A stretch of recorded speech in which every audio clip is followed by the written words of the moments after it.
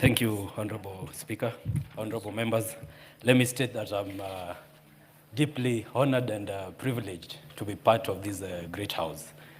Today, I rise not with the pride of victory, but with the solemn weight of destiny. I stand before you as the youngest member of parliament, a son of Kasipul, whose journey has been shaped by pain, promise, and profound responsibility. My election is not just a triumph of youth. It is a testament of the resilience of our people, the power of democracy, and the belief that leadership belongs to those who willing to serve with integrity and courage.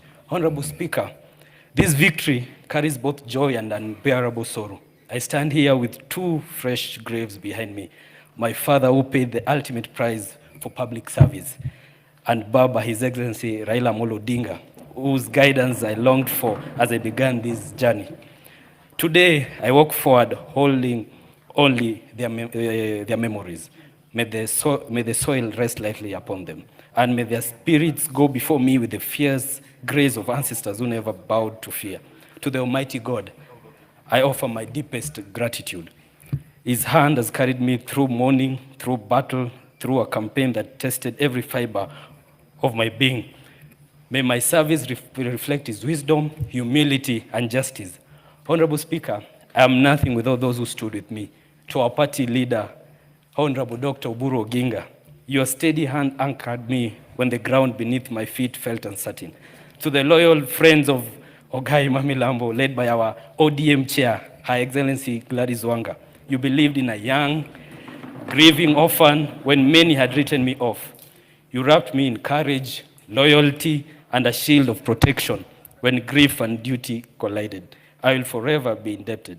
I extend heartfelt appreciation to the broad-based fraternity, our members of parliament, MCAs, for standing firmly with me and with the people of Kasipul. To the many leaders, friends, and pillars of strength whose names cannot all be mentioned today, please know that I am profoundly indebted. To my family, thank you for your love, sacrifice, and strength. Honorable Speaker, I rise on the shoulders of generations before me, but I also rise carrying the fire of a new generation that refuses to be silent. Gen Z is rising, grateful for the government's commitment to growing our GDP and strengthening our economy, yet yearning for something deeper. A Kenya where national progress is measured not only in numbers, but in human dignity. We dream of a country where every young person can access decent work, earn a fair income, and support their family with pride. We seek accountability, transparency, and zero tolerance to corruption. A Kenya where public institutions are trusted, where integrity is non-negotiable, and where justice is not a privilege but a right. We long for a nation where opportunity is fair, governance is humane, the environment is protected, and where success is guided by a gross happiness index. A society where citizens are not only economically active, but emotionally safe, socially supported, and able to breathe freely in their own country. This is the Kenya Gen Z believes in. This is the Kenya we are ready to build. Honorable Speaker, my father was not simply taken by fate. He was killed. And as a son, I stand here with a heart that still seeks answers. Honorable Speaker, when my father was taken from us, the wound cut deep. But that was not the first grave I learned to stand beside. I lost my mother, the late Immaculate Adhiambo Amoth, long time before I became the man I am today. I grew up knowing the weight of absence, the ache of needing a parent who is no longer there to guide you, to pray for you, to dream for you. And yet, Honorable Speaker, here I stand, the orphan they thought will break, the boy they expected to fade quietly into grief, but I rise today, carrying their names on my shoulders and their strength in my bones. To my late mother, your son did it. Even when they killed our father, your son still stood. Your son still fought. Your son kept going. I hope today, wherever you rest, you feel proud of the man I'm becoming and the service I'm stepping into. I long for truth, for closure, and for justice. Not the justice of retaliation, but the justice that restores dignity, honors life, and heals broken communities. I seek no revenge. Revenge cannot raise the dead, cannot comfort a grieving family, and cannot build a nation. Instead, I seek healing, reconciliation, and an end to the cycles of violence that have stolen too many fathers, mothers, and children from this country.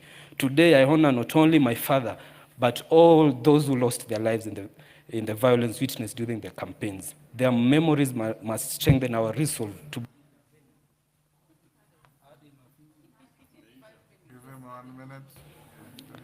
to build a Kenya where no family loses a loved one because of politics, and where elections never again leave empty chairs at dinner tables. May their memories become seeds of peace, not bitterness. The levels of violence we witnessed, where even an honorable member of parliament like Honorable Peter Kaluma was attacked on voting day, clearly shows that we must act and act urgently. I thank him for standing with me throughout the campaigns and for standing firmly for democracy during its most trying hour. I invite Kenyans, the government, faith leaders, civil society, and our international partners to work with me on this journey of healing. Let us build a country where political competition never again demands human blood, where democracy is defended by ideas, not intimidation, and where every family, regardless of tribe or party, can live without fear. To the people of Kasipul, I am fully aware of the immense responsibility you have placed upon my shoulders.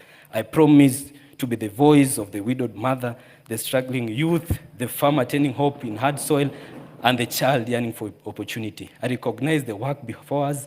I know the urgency of electricity, clean water, modern road networks, and sustained development.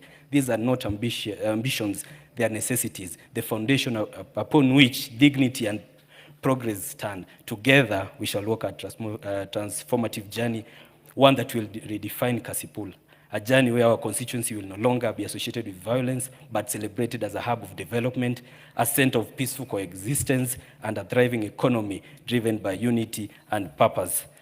Mr. Honorable Speaker, this is not just my assignment, it's a covenant with my people, with my generation, and with the ancestors who walked before us. God bless Kasipul, God bless Kenya. I thank you, Honorable Speaker.